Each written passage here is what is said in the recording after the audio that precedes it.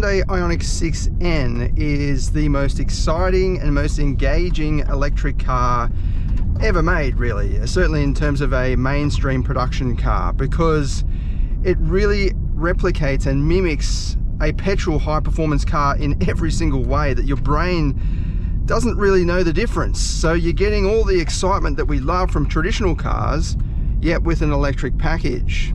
But also it performs well as an electric vehicle. So you've got really fast charging, you've got a decent range for a high performance model. Like if you look at an equivalent petrol vehicle that can do, 0 to 100 in a claim 3.4 seconds, you're going to be having a pretty small petrol range. So it stacks up fairly equally. It looks absolutely stunning as well, especially in performance blue. I think the IONIQ 6, it's a little bit weird from some angles, but as the N package with the rear wing and all of that and the black contrasting bits lower down, I think it really does help it stand out and give it a bit more of a sports car or performance car presence compared with the regular model. It's very aerodynamic as well, so it's not just there to look like a futuristic spaceship, it's actually super slippery through the air. So that's going to help with not only efficiency but also high speed performance. And then inside you've got a very practical sedan-like package with heaps of rear legroom. Like this has got more rear legroom than you could possibly need, more than a lot of actual sedans out there at the moment. Headroom is a little bit more confined getting in and out, mainly because it does have a swooping sort of coupe roof profile, but once you're in, this is a very spacious package. And then in the front you've got excellent practicality. You've got twin cup holders, wireless charging pad, twin stage or twin level center console with plenty of storage around the place. The power window switches are on the center console, which takes a little bit of getting used to, I guess, and it does take up a little bit of space. It would be nicer if they were on the door, I think. But overall it's a practical package, and you've got plenty of physical controls. Like all of your climate control is down here, so you don't have to worry about diving into the screen just to fiddle around with the fan speed, for example. I think that's the best balance. You've got a nice big screen, so that suits technology fans, but then you've also got the buttons and the stationary controls. It's not that they're buttons actually, it's just that they're stationary. They don't move about like stuff in the screen. You've got a volume knob as well. So I think it's very practical to drive on the road, adjust all this stuff on the go, but you still have very smart touchscreen functionality, very precise graphics, and good response selecting the different menus and so on. Boot space is pretty good, although the mouth or the boot opening, it's not as wide as you get in some sedans, but also it's obviously not as open as a hatchback or an SUV or something like that, or even the IONIQ 5N, which shares pretty much the same fundamentals underneath. So speaking of which, you've got twin electric motors producing up to 478 kilowatts, massive amount of power, 770 Newton meters. This thing is an absolute weapon when it comes to straight line speed and even all-wheel drive traction around the corners. You've got a fully adjustable torque split system as well, so you can actually flick it over into basically rear-wheel drive and do burnouts and spin it around on the track or whatever you want to do. But then you've also got the ability to just leave it in four-wheel drive and then have that safety and security in wet weather. So to start with, I'm just going to leave it in the default mode. Everything, I haven't touched any mode except I've turned the lane keep assist off and turned the driver monitoring camera off as well, which you've got to do jumping into the vehicle settings there, and then you go to driver assistance, and then you've got all of your functions here, and you've got to turn this stuff off every time you start the car. Like every other vehicle, or pretty much every other vehicle on the market, that's part of the safety rules and so on. It has to reset every time you turn the vehicle off. So a little bit annoying. I think the lane keep assist is pretty good, but the driver monitoring camera has gone off a couple of times, and the speed limit warning is quite frustrating as well. It beeps every time there's a speed limit change. You can turn that off as well. But when you first get in the default mode, it is quite annoying to drive. You are probably going to fiddle around with that stuff, which kind of, if that's the case, it suggests, is it really adding safety if people are just turning it off or modifying it anyway? But anyway, you've got all the settings there to play around with if you want to. But as a EV, like this is silently cruising along, the ride quality is pretty good. It's a sports car, so it's got a sort of certain firmness to it, but I think it's acceptable, especially for this level of performance. There seems to be a bit of wheel travel, so the wheel can soak up some pretty nasty bumps and so on Australian country roads. And with a pretty long wheelbase, you've got decent fundamental stability there, so it's less likely to pogo around and seesaw around, being a you know, long with the wheels pushed as far forward and backwards as possible, providing that big cabin as well. So you can just leave it in the default mode and still drive it like a sporty car. You've got good suspension bracing, so through here, the bump right in the middle of the corner. Yeah, excellent through there. Like, it's not disturbed by the bumps at all, but it's not bone jarring either.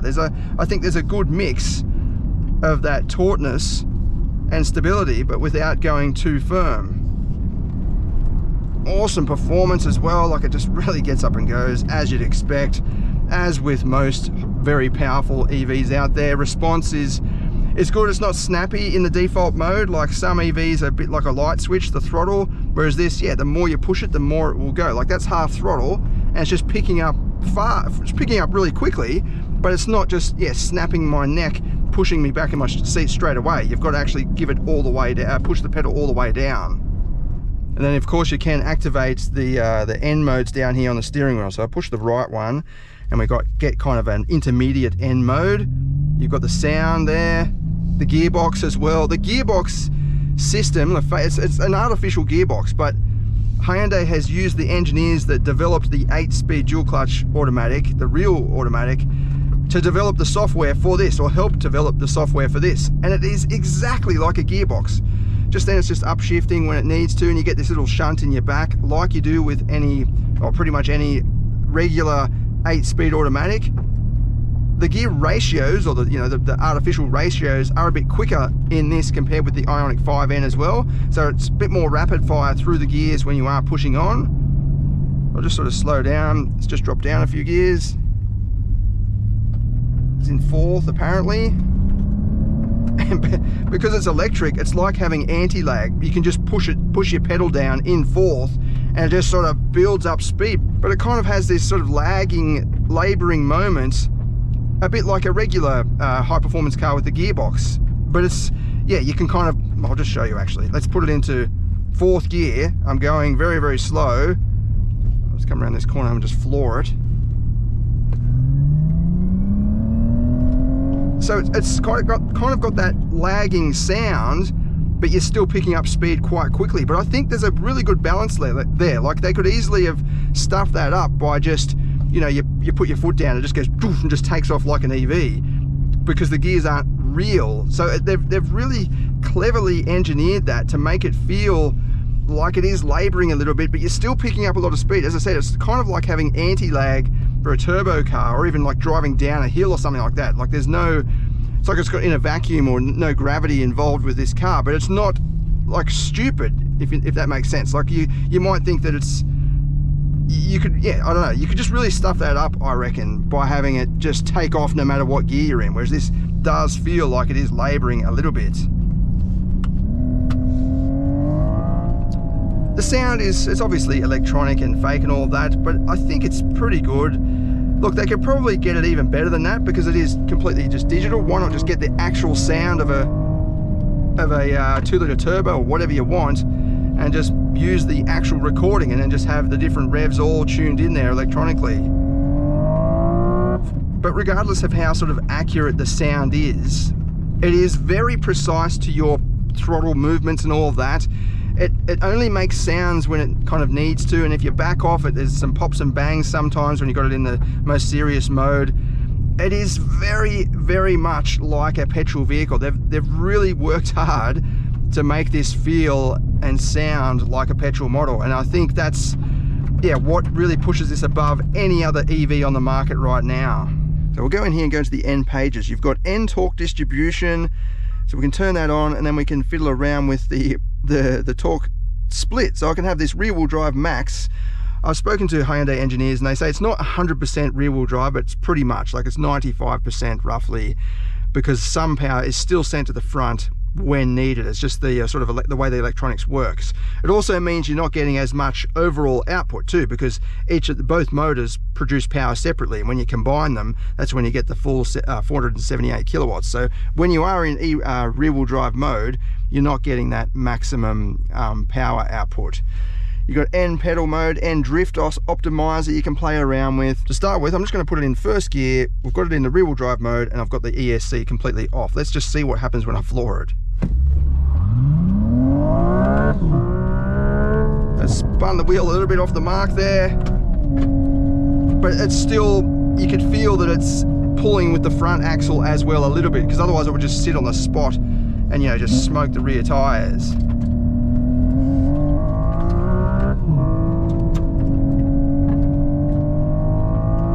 You might also be able to hear the artificial sound coming through is much louder. If you back off,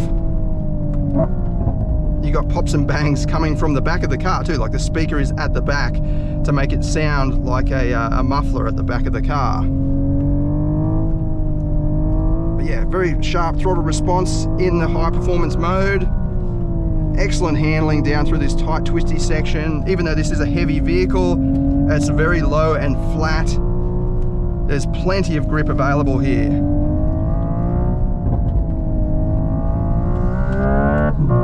And yeah, awesome performance.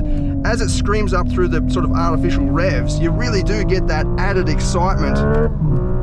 It feels, yeah, exactly. Your brain doesn't know the difference between this and a real petrol car. Like it's really amazing the way they've engineered this to feel and sound like a petrol car.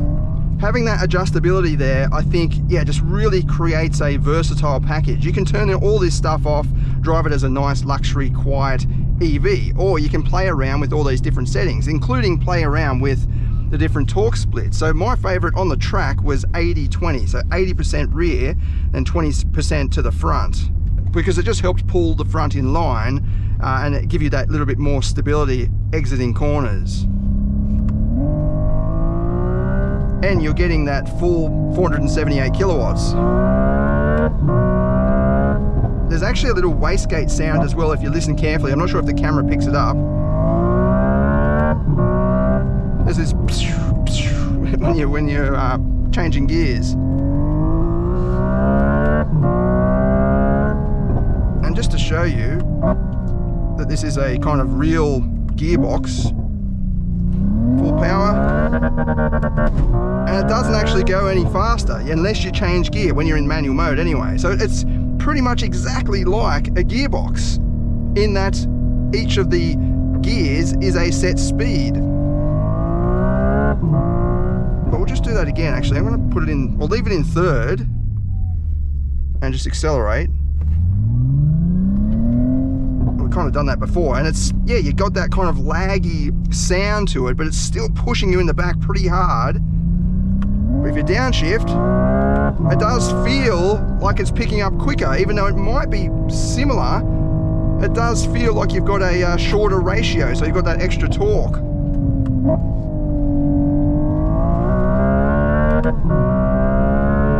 Yeah, massive speed and performance. This thing is a machine. Yeah, incredible stuff. Going back down, we'll just test out the suspension in that firmest setting in number 3 of the 3 bars available. So down through here, it's quite bumpy, but it's still soaking up the bumps, and it's not shaking me about. It's not ridiculously firm. You see down through here, that same spot as before. Yeah, look at that. Very well braced and just secure and confident. And that's the thing with this, apart from this sort of engagement, it's a very well balanced package. Like, it's got serious brakes, it's got serious suspension, you've got floating discs with massive calipers. Like, this is not mucking about. It's not just hunting, you know, 0 to 100 times. This is a full performance package. And although, you know, this is trying to, or it's pretty much mimicking a petrol car exactly, it's at least providing a hope for the future for traditional driving enthusiasts. You know, this is it's possible to get pretty much the exact same feel and sound and character as a high performance petrol car, but with an electric platform. So although this might not sell in the millions or whatever, Hyundai has laid the foundations here, so it could theoretically apply this to future hot hatches and so on, and I think that's really good. A lot of the other brands out there with EVs, they're separate, they're a different focus. They're not really suited to driving enthusiasts as much as a petrol vehicle, whereas Hyundai is at least laying the foundations there for the future. All right, let's head off now and do the performance test and see how it goes.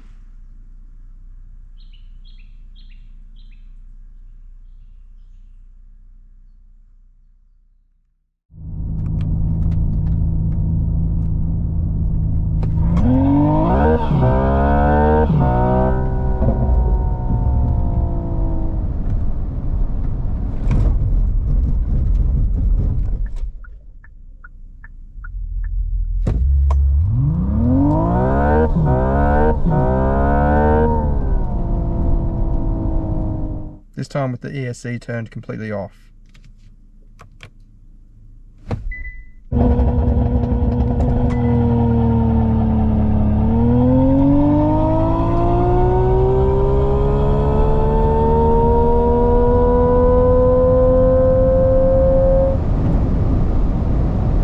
Okay, now we'll try the N-Grin boost with the gear shift mode. So now we'll go through those artificial gears.